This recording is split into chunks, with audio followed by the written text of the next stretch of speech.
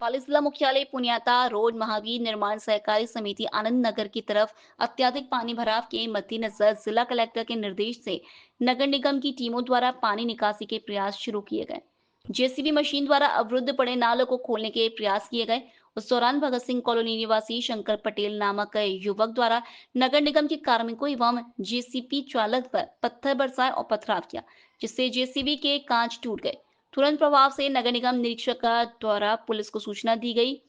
Police मौके पर पहुंची एवं पथराव करने वाले युवक शंकर पटेल को गिरफ्तार किया।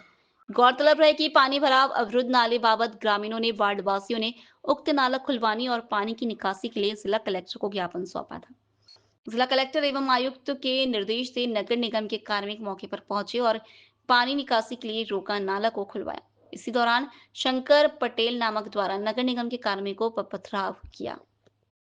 मैं बादल सिंह मेटिया, कार्यवाहक निरीक्षक नगर निगम पाली। कलेक्टर साहब को महावीर गृह निर्माण बी पार्ट से कुछ व्यक्तियों द्वारा शिकायत दी गई नाले पानी की निकासी के हेतु। तो वहाँ मैं मेरी टीम सहित वहाँ पहुँचा, जेसीबी लेके पहुँचा मौके पर, जिस पे हमने उस नाले को खोलने की प्रयास किया गया और हमने उस नाले को खोला जो पानी बी पार्ट के अंदर भरा हुआ था महावीर गृह निर्माण। तो वह शंकर नाम का व्यक्ति आया और आते ही उसने आन फान आते ही उसने हमारी जेसीबी पे पत्थर चलाए और हमारे चारों पांचों कांच उसके फोड़ दिए, जिस पे हमारे कर्मचारी विष्णु जी जो ड्राइवर साहब थे वो भी बाल बचे, लगी नहीं उनके। उसके बाद में हमने पुलिस को सूचना दी, मौके पे पुलिस आई और शंकर पटेल को गिरफ्तार किया और आगे भी हम राजकारी बाधा में उसके खिलाफ लगा रहे। और गांधी नगर के अंदर उसका जो प्लॉट है वो भी अवैध है, वो भी कब्जा किया हुआ है, तो वो भी हम जाँच वगैरह कर रहे हैं उसके खिलाफ। ये कब तक कार्रवाई होगी? ये कार्रवाई आजकल में हम कर लेंगे। लोकल से लेकर ग्लोबल तक की खबरों के लिए देखते रहिए सच्ची रिपोर्ट।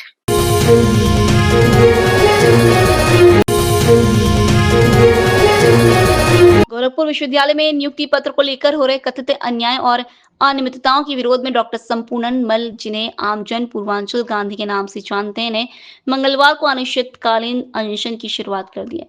पूर्व घोषित कार्यक्रम के अनुसार डॉक्टर मल को विश्वविद्यालय गेट पर अनशन आरंभ करना था, लेकिन शाहपुर थाना पुलिस ने उन्हें रास्ते में ही रोक दिया। इस पुलिस कार्रवाई से आहत होकर उन्होंने अपने सत्यपथ स्थित आवास से ही आंदोलन शुरू कर दिया है। डॉक्टर मल ने कहा, मेरे फेफड़े और लीवर में सूजन है, लेकिन विश्वविद्यालय में हो रहे अन्याय के खिलाफ मैं शांत नहीं बैठ सकता। यही अन्याय मेरी बीमारी का कारण भी है। प्रशासन को भेजी सूचना। उन्होंने इस सत्याग्रह की लिखित सूचना जिलाधिकारी गोरखपुर कृष्णा करुणेश को पूर्व में ही भेजी थी।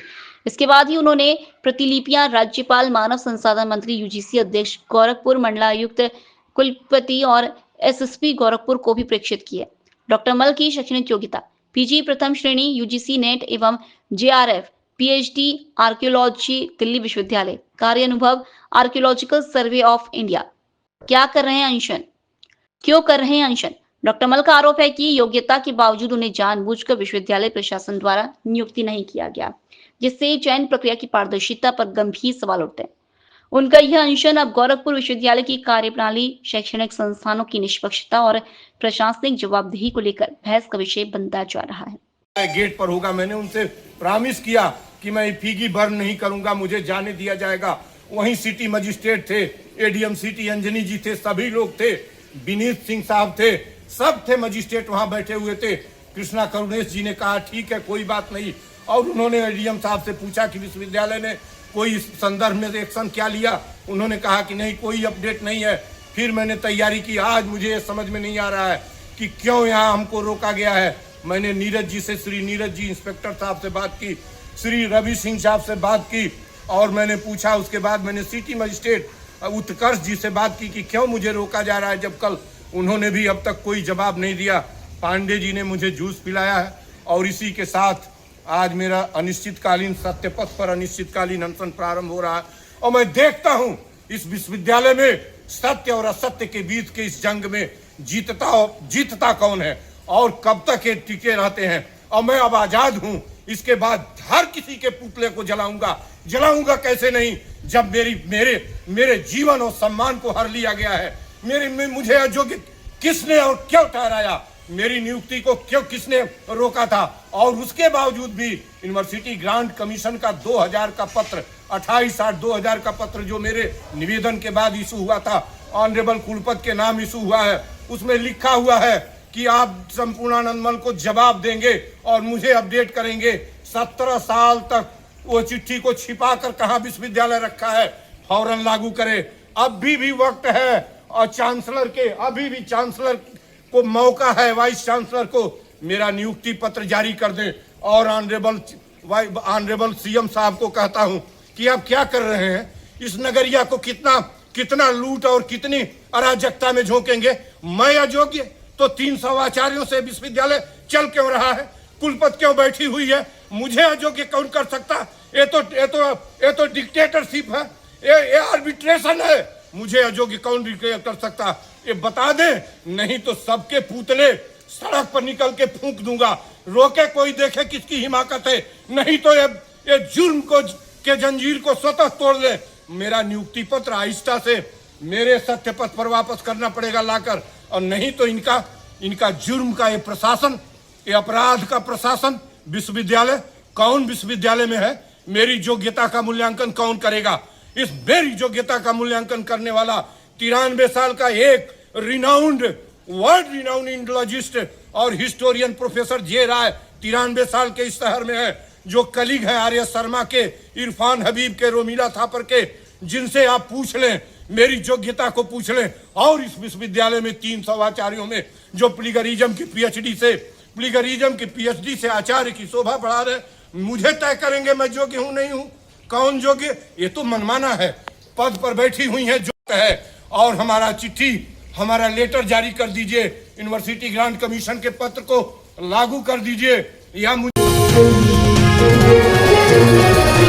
मारवा जंक्शन क्षेत्र में हो रही लगातार और तेज बरसात के चलते अब मौसमी बीमारियां पैर पसार रही। क्षेत्र के ब्लॉक स्तरीय राजकीय अस्पताल में ओपीडी में भारी उछाल देखा जा रहा है। बुखार, सर्दी, जुकाम एवं डायरिया के मरीज ज्यादा पहुंच रहे हैं। स्थानीय चिकित्सा प्रभारी डॉक्टर सत्तार ने बताया कि सर्दी, जुकाम और बुखार के मरीज के साथ ही मलेरिया के मरीज भी ज्यादा देखे जा रहे हैं। राजकीय अस्पताल प्रशासन द्वारा जिला कलेक्टर के निर्देश से व्यापक प्रबंध किए गए हैं एवं एक आपातकालीन वार्ड की व्यवस्था की गई, जहां तुरंत प्रभाव से मरीजों को उपचार दिया जा रहा है। लगातार 2 दिनों से राजकीय अस्पताल मारवा जंक्शन में ओपीडी में भारी उछाल देखा जा रहा है और बीमारियों से ग्रस्त लोग राजकीय अस्पताल पहुंच रहे हैं। गंभीर रोगियों को पाली रेफर भी किया जा रहा है। सर, मौसमी बीमारियों का दौर चल रहा है, अस्पताल में ओपीडी में उछाल देखा जा रहा है, कैसे मरीज पहुंच रहे हैं सर?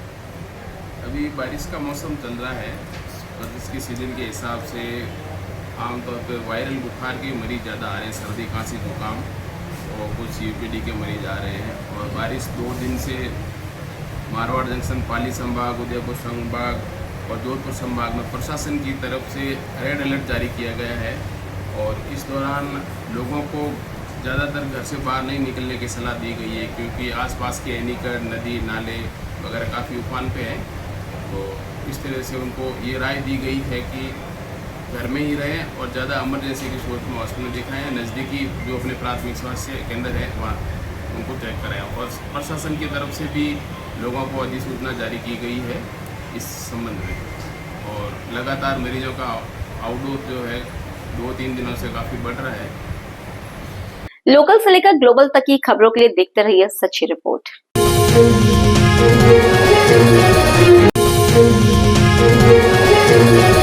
श्रावण मास के प्रथम सोमवार को कुबरिस्तान मंदिर में श्रद्धालुओं की भारी भीड़ उमड़ी।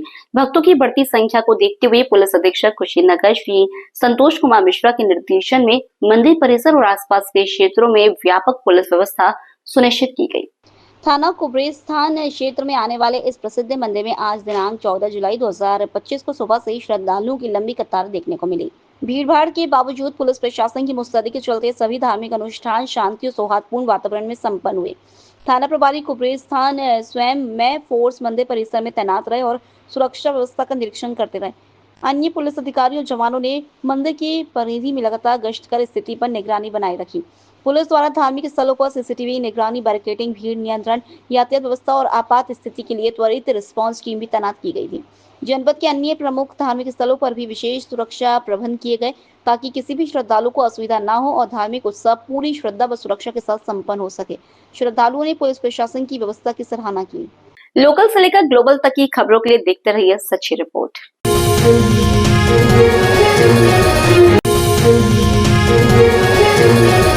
थाना हाटा कोतवाली क्षेत्र में नाबालिग लड़की की रहस्यमय मौत के मामले में पुलिस ने बड़ी सफलता हासिल की है।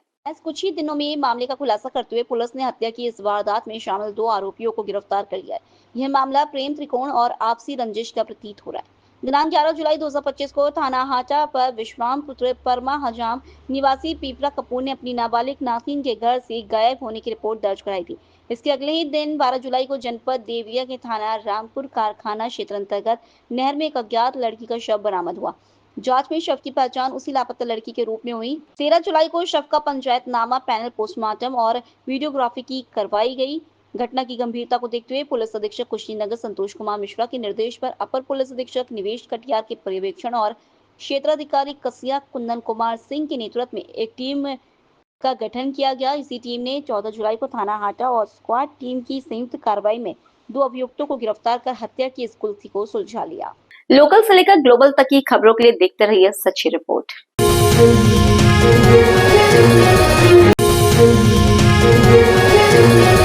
रायपुर के ग्राम पंचायत चांद के मालाजी का बाड़िया स्थित बड़ी पोल क्षेत्र में मस्जिद से कब्रिस्तान तक बनाई गई सीसी सड़क और पुलिया पहली ही बारिश में जवाब दे गई। वर्ष 2024-25 में पंचायत की ओर से इस कार्य पर करीब 10 लाख रुपए खर्च किए गए, लेकिन घटिया सामग्री और लापरवाही से बना यह निर्माण महज 4 महीनों में धराशायी हो गया। क्षेत्रवासियों ने बताया कि मस्जिद से कब्रिस्तान तक ये सड़क ग्रामीणों की सुविधा के लिए बनाई गई थी, लेकिन निर्माण में प्रयुक्त सामग्री इतनी कमजोर थी कि बरसात के पहले ही पानी के बहाव में पुलिया टूट गई और सड़क बह गई। इससे न केवल आवाजाही में परेशानी हो रही है, बल्कि सरकारी धन की खुली बर्बादी भी उजागर हुई है। लोकल से लेकर ग्लोबल तक की खबरों के लिए देखते रहिए सच्ची रिपोर्ट।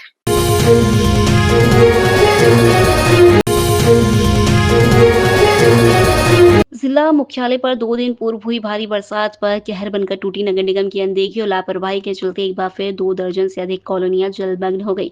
पानी की स्थायी निकासी नहीं होने, सड़कें नीचे होने, नालों की सफाई नहीं होने पर बड़े नाले नहीं होने की वजह से ये हालात बने। शहर मुख्यालय की शिव कॉलोनी, कृष्णा कॉलोनी, हिम्मत नगर, अम्बेडकर नगर, राजीव गांधी कॉलोनी, सरबोधी नगर, नया गांव, माया नगर, रायका ढाणी, सुंदर नगर, रामदेव रोड नगर, इन कॉलोनी में 3 दिनों से कई फुट पानी भरा है। इन वार्ड वासियों को भारी मुश्किलें उठानी पड़ रही हैं। बरसात का पानी घरों तक पहुंच चुका और घरों में जहरीले जीव जंतु आ रहे हैं और गंभीर बीमारी पैदा होने का खतरा मंडरा रहा है और प्रशासन की तरफ से अभी तक कोई राहत नहीं मिल पाई।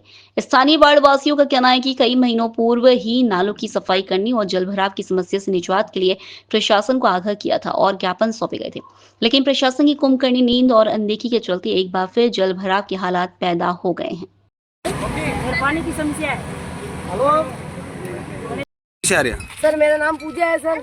हमारे घर में इतना पानी डूबा है सर, नहीं तो स्कूल जा सकते बच्चे, और हमारे लाइट के खंभे भी गिर गए सर, नहीं खंभे तैयार कर रहे, कुछ भी नहीं कर रहे सर। हम कैसे करना रही है, हमारे साथ में नाइंसाफी हो रही है सर। हम बहुत परेशान हो, बच्चे पानी में बैठे सर हमारे। तो आपकी क्या मांग है? सर हमारे ये पानी की निकाल करो, रोड बनाओ सर, ये सब करवाओ सर। सब लाइट वगैरह कुछ नहीं आती है सर, सारे दिन लाइट बिना लाइट बैठे रहते सर, फोन कर करके परेशान हो जाते हम। पानी की समस्या है ऐसा गणेश नगर, सायरी भाई गणेश नगर में पानी तो समस्या है कि हमारा बच्चा स्कूल नहीं जा सके, दुकान माते सामान ले नहीं जा जैसा भाई, घर डूब गया हमारा मुझा।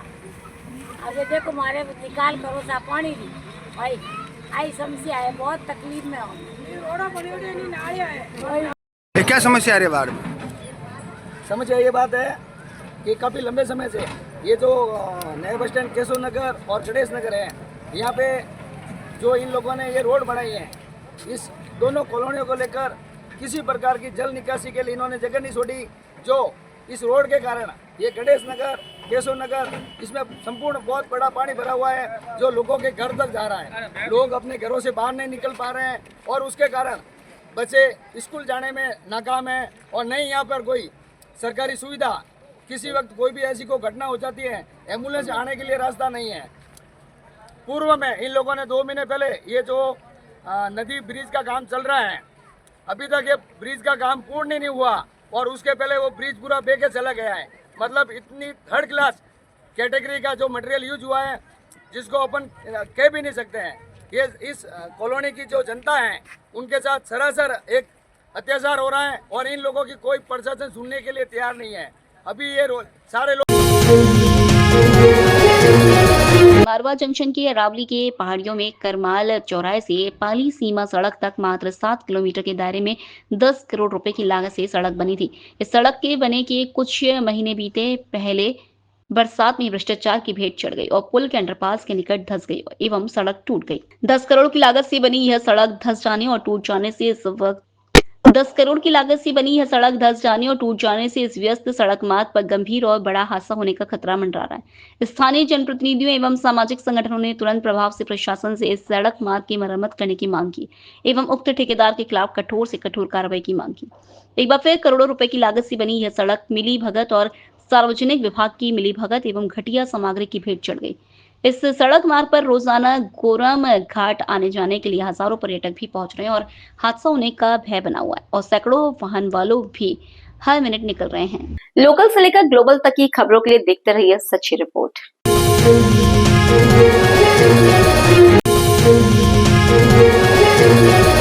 मारवा जंक्शन क्षेत्र में 2 दिनों से हो रही भारी बरसात के चलते क्षेत्र के नदी नाले उफान पर हैं। क्षेत्र के 15 फीट भराव के बानियावास बांध में 8 फीट पानी की आवक हो चुकी है, तो वहीं जोगलावास के दोनों बांध झलकने को आतुर हैं और मात्र 2 फीट खाली है।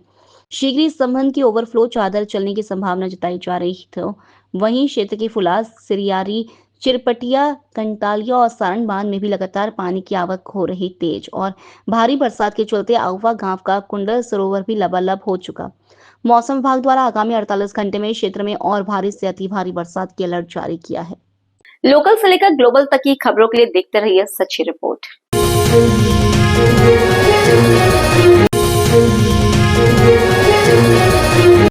हल्द्वानी का गोलापार इलाका आजकल मौत के रास्ते के नाम से बदनाम हो गया है। नेशनल हाईवे के इस हिस्से पर जिस तरह से कट को गलत जगह पर खोला गया है, उसने आम लोगों की जिंदगी को खतरे में डाल दिया है। आए दिन यहाँ भीषण सड़क हादसे हो रहे हैं, जिसमें कई निर्दोष लोग अपनी जान गंवा चुके हैं। ताजा हादसे ने तो लोगों के सब्र का बांध तोड़ दिया है और गुस्सा 7वें आसमान पर पहुंच चुका है। स्थानीय लोगों का कहना है कि NHAI की लापरवाही के कारण यह कट दुर्घटना का गढ़ बन गया है। लोग साफ कह रहे हैं कि इस कट को अगर सही जगह नहीं शिफ्ट किया गया तो हादसे कम होने की बजाय और बढ़ेंगे। तो लगातार इस मुद्दे पर हम अपडेट आपको दे रहे हैं। इस समय हम लोग मौजूद हैं हल्द्वानी के बाईपास रोड में, जो शनि बाज़ार के पास है। ये जो मेरे पीछे कट देख रहे हैं आप, ये देख सकते हैं आप कि इसके पीछे टंचिंग ग्राउंड है और यहाँ पर लगातार लोग रॉन्ग साइड आ रहे हैं और खतरा यहाँ पर बना हुआ है। लगातार लोग रॉन्ग साइड आ रहे हैं और यहाँ पर लगातार एक्सीडेंट हो रहे हैं। प्रशासन नहीं जाग रहा है और इस तरीके से लोग देखिए रॉन्ग साइड यहाँ पर आते हैं। डेली यहाँ पर कोई ना कोई एक्सीडेंट होता है। न जाने क्यों इस कट को यहाँ पर खोला गया है, जबकि यहाँ से 300 मीटर 350 मीटर लोग आगे रॉन्ग साइड जाकर राइट साइड में जाते हैं। तो आखिर ऐसा क्यों है? आखिर ऐसा ये कब ठीक होगा? लोग इससे इतने परेशान हैं, क्या लोगों का यहाँ पर कहना है? आइए आपको सुनाते हैं। जुड़े रहिए हमारे साथ, चैनल को कर लीजिए फॉलो। बात है, ज़िंदगी से जुड़ा हुआ मामला बन गया है। आज कितने लोग अपनी जान गंवा चुके हैं। अभी यहाँ से रॉन्ग साइड आ रहे हैं, हम यहाँ से 300 मीटर आगे तक जा कर के हमने राइट में मुड़ना है। क्यों नहीं जहाँ से मुड़ना था वहीं पर ये कट दे दिया जाता? इसमें लापरवाही इतनी बड़ी है, जनता की जीवन से खिलवाड़ किया जा रहा है। और हर अधिकारी यहाँ से गुजरता है। जब यहाँ VIP आते हैं, यहाँ पर हमारे यहाँ हेलीपैड है, मुख्यमंत्री यहीं उतरते हैं, गवर्नर यहीं उतरते हैं। ऐसा नहीं है कि प्रशासन को पता नहीं है, पता सब है। जिस दिन किसी सरकारी अधिकारी के बालक के साथ यहाँ कोई हादसा होगा उस दिन ये बंद होगा। उससे पहले कोई आदमी इसको बंद कराने के लिए हम जैसे लोग चीख रहे हैं। आपसे हमारा ये अनुरोध है कि आप DM से कहिए, इसमें कमिश्नर से कहिए, बड़े अधिकारियों से कहिए। छोटे वालों की बस की नहीं है। छोटे वाले जब बोलेंगे किसी बच्चे का, किसी अधिकारी के बच्चे का हादसा होगा। हमारे बच्चे यहाँ पर रोज़ निकलते हैं, हमें डर लगता है कि यार कहीं रॉन्ग साइड से आती भी गाड़ियाँ ना रोक दें। 300 मीटर जाने का तुक क्या है? उस इंजीनियर को 7 तोपों की सलामी देनी चाहिए। अगर इस समय हमारी हुकूमत होती या हम हुकूमत में कुछ होते तो उस इंजीनियर को सलामी देते कि भाई तुमने जहाँ कट की जगह थी वहाँ बना के यहाँ बनाया क्यों? उससे पूछो, उसको सस्पेंड करो। उनको ऐसे अधिकारियों को नौकरी ना करने दी जाए जिनको इतना तमीज़ नहीं है कि कहाँ पर कट बनना था, कहाँ नहीं बनना था। नेशनल हाईवे है ये कोई गली मोहल्ले का रास्ता थोड़ी है कि आप 10 मिनट पैदल चल दिए, रॉन्ग साइड कोई फर्क नहीं पड़ता है। यहाँ कितने लोग मर गए हैं, अभी कितने लोग मरने का इंतज़ार कर रहा है प्रशासन। मेरे पीछे देखिए, हर आदमी रॉन्ग साइड ही आएगा। ये हमारी देन है बड़े बड़े अधिकारियों की और मैं चाहता हूँ उनकी। हल्द्वानी शहर में जहां एक तरफ निजी अस्पतालों में इलाज के नाम पर लोगों से मनमानी वसूली की खबरें आम हैं, वहीं डॉक्टर नईम हसन खान और उनके बेटे मतीन हसन खान लोगों के लिए राहत की मिसाल बने हुए हैं। डॉक्टर नईम हसन खान पिछले 45 सालों से अपनी सेवा और इंसानियत के लिए शहरवासियों के दिलों में खास जगह बनाए हुए हैं। इन्हीं के पद चिन्हों पर चलते हुए उनके बेटे मतीन हसन खान भी आज इसी सेवा भाव से गरीब और जरूरतमंद लोगों का इलाज कर रहे हैं। खास बात यह है कि शुगर, हीमोग्लोबिन, फैटी लिवर जैसी बड़ी जांचें जो किसी भी प्राइवेट लैब में करीब 7 से 8 हजार रुपए में होती है, वही जांच ये लोग हर महीने मात्र 500 रुपए में करवा रहे हैं। इनके इस कदम से गरीब तबके के लोगों को काफी राहत मिली है, जिनके लिए महंगी जांचें करवाना एक बड़ा बोझ बन जाता था, उनके लिए अब यह सस्ती और सुलभ है। देखिए, फैटी लिवर जो होता है, ये जो आजकल के खान पान है या जो लोग एक्सरसाइज नहीं करते उसकी वजह से होता है। मेन है फूड हैबिट्स। फूड हैबिट्स के बाद में आपका जो तरीक़ा है जीने का, उसमें गड़बड़ है। जैसे मॉर्निंग वॉक लगभग ख़त्म है लोगों की, लेकिन वो है। अच्छा, दूसरी बात ये कि खाना खाने के बाद में आपको टहलना ज़रूरी है, कम से कम 2 से 4 किलोमीटर डेली, और परहेज़ ज़रूरी है इसमें। फास्ट फूड बिल्कुल ना लें। आजकल मोमो, चाउमीन इनका रिवाज चल रहा है, इससे बिल्कुल परहेज़ करें। डॉक्टर साहब ये बताइए, 4 किलोमीटर से 5 किलोमीटर होना चाहिए। 2 किलोमीटर जाना, 2 किलोमीटर आना, 4 हो गया। तो ये मेरा नाम है डॉक्टर मतीन हसन खान। मैं बेसिकली मॉलिक्यूलर फार्माकोलॉजिस्ट हूँ, और ये कैंप ऑर्गेनाइज करने का मकसद जो था वो हमारा ये था कि एक यहाँ पे पूरी कम्युनिटी को, हल्द्वानी के लोगों को जितना हमने प्रचार कर सकते थे करा, और उन लोगों को 500 रुपये में सब सुविधाएं दी गई, जिसमें एक फाइब्रो स्कैन, जिससे कि अर्ली डिटेक्शन ऑफ सिरोसिस और फैटी लीवर का पता लगता है। जो लोग अल्कोहलिक होते हैं ख़ास तौर से, उन्हें ये टेस्ट ज़रूर कराना चाहिए। आजकल लीवर प्रॉब्लम बहुत बढ़ गई हैं, और लीवर के बारे में पता नहीं लगता है कि आप क्या हैं। LFT एक इसका एक टेस्ट होता है जो बहुत छोटा सा टेस्ट होता है, लेकिन होता क्या है कि उससे सिर्फ SGPT और SGOT से डिटेक्ट नहीं हो पाता है। ये मशीन बता देती है कि आपका लीवर किस ग्रेड तक फैटी है और सिरोसिस कितनी है। दूसरा, हमने कैंप ऑर्गेनाइज करा है ये BMD मशीन का। ये आपके बताएगी कि आपकी बॉडी में कैल्शियम की कितनी कमी है। ये भी मशीन का जांच जो होती है, तकरीबन बाहर जो है, ये सब अगर मिलाया जाए तो ये सारी जांचें 7-8 हज़ार रुपये की होती हैं। ये सब हम लोगों ने अरेंज करके अलग अलग कंपनी से बात करके, और यहाँ कुछ फ्री डिस्ट्रीब्यूशन भी दवाई का करा गया है। और हाँ, हीमोग्लोबिन कैंप भी था, जिसमें हीमोग्लोबिन पेशेंट का पता लगाया कि उनका हीमोग्लोबिन कितना है, और शुगर। अच्छा, अगला कैंप जो होगा वो पेशेंट अपने आप को आएंगे, पता करते रहेंगे। अगले कैंप में मेरी कोशिश ये रहेगी कि हम HbA1c विद फाइब्रो स्कैन के साथ कंडक्ट करें, तो हमें ये पता लगेगा कि जो हमारी दवाई है उससे पेशेंट को कितना फ़ायदा हुआ, और जो HbA1c जो होगा उससे ये पता लगेगा कि 3 मंथ्स वाली शुगर कंट्रोल्ड है या नहीं। आजकल रोज़ शुगर नापने से मैटर सॉल्व नहीं होता है, बट आप कहीं पे भी चले जाइए, आपकी 3 मंथ्स वाली शुगर, जिसे HbA1c कहा जाता है, वो पूछते हैं, और उसी के हिसाब से मेडिसिन दी जाती है। हम लोग लीवर के एक्सपर्ट हैं और गैस्ट्रो के एक्सपर्ट हैं। लीवर ग्रेड 3 में हो, हम उसे रिवर्स कर लेंगे 3 महीने में, 90% हम गारंटी देते हैं। और सिरोसिस की तरफ अगर लीवर जा रहा है और फर्स्ट स्टेज में है, तो हम उसे भी रिवर्स कर लेते हैं। हमारे यहाँ डेंटल का भी पूरा सेटअप है। मेरी मिसेस डॉक्टर सादिया समद खान जो हैं वो डेंटिस्ट हैं, और वो अलीगढ़ मुस्लिम यूनिवर्सिटी की टॉपर भी रही हैं।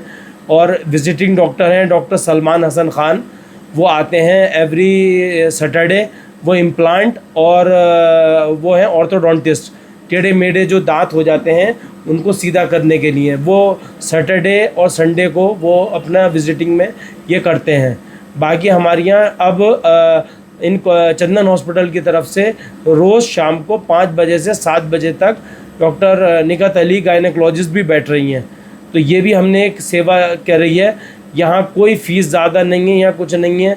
डॉक्टर NH खान साहब को पूरी हल्द्वानी जानती है, और उनकी सेवा और सब लोग जानते हैं। मैं उनका बेटा हूँ, तो भाई कोशिश मेरी ये रहेगी कि जैसी मेरे फादर ने लोगों की सेवा करी, अब मैं भी यहाँ पे लोगों की सेवा करूँ। शुक्रिया। लोकल से लेकर ग्लोबल तक की खबरों के लिए देखते रहिए सच्ची रिपोर्ट। है।